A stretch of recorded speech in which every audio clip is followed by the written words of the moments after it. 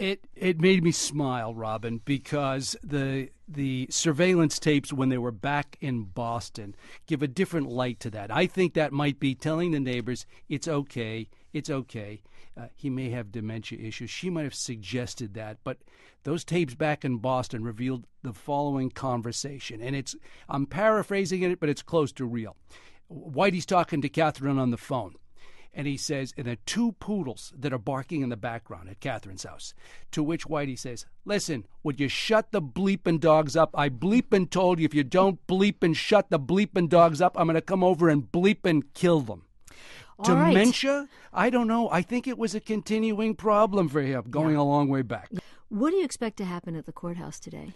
First of all, imagine if they were bringing in Osama bin Laden. This is going to be the kind of treatment that would be fit for Osama bin Laden. You're going to see lots and lots and lots of men with guns, and you're going to see a cavalcade of cruisers in there. This is going to be absolutely top-notch, pride to security. It's going to be a big show, and there are going to be lots and lots of people. And there. Lots of emotion from these families. But who has it in for him? I have a great deal of respect for Don Stern, but if he did not understand the nature of that tension, then his misunderstanding prolonged the search for Bulger.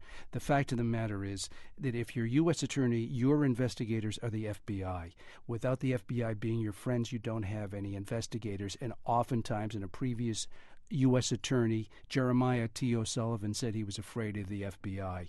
And so when it comes to a dispute between the FBI and the state police, who want a much more aggressive search for Whitey, who want the U.S. Marshals to be brought in, the U.S. Attorney is going to be at pains to cut against the FBI. Right. But I heard Scott Harshberger, who is a former attorney general, a big former official in this area, speculate this morning that he thinks that maybe this whole sting, this whole operation, this ad campaign from the FBI was a cover for her so that she could possibly out her boyfriend and get away with it. Yeah, you know, going back to that dementia issue, the rage was an issue of an angry man. She probably is an abused partner. There was often thought she was afraid to get away from him, or afraid of him, would love to get away from him.